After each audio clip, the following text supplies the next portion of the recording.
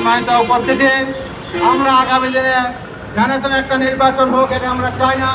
এই জন্য আমরা চাইতেছি যে এই দেশের মানুষ যেন নিরাপদে ভোট দিতে পারে, জুলাই সনদ যেন বাস্তবায়িত হয়, তার আইনি ভিত্তি যেন প্রদান করা হয়, নির্বাচনের আগে এই মাসে যেন প্রদান করা হয়।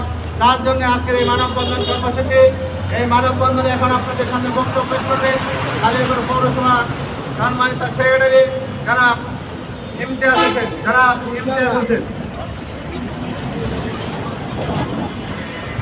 أعوذ بالله من الشيطان الرجيم بسم الله الرحمن الرحيم إن الحمد لله والصلاة والسلام على رسول الله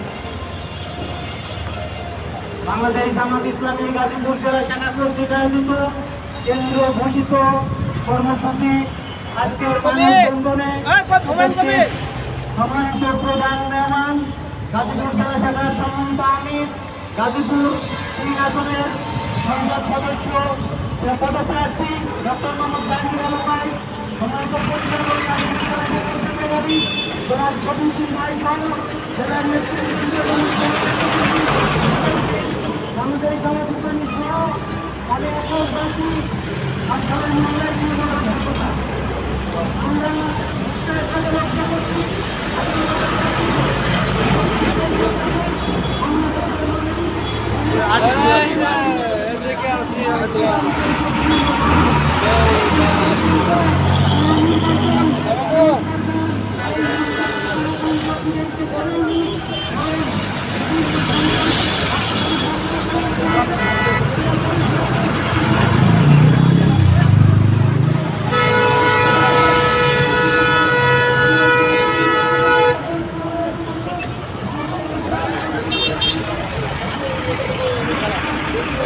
আসসালামাইকুম, ভালো আছেন ভাই?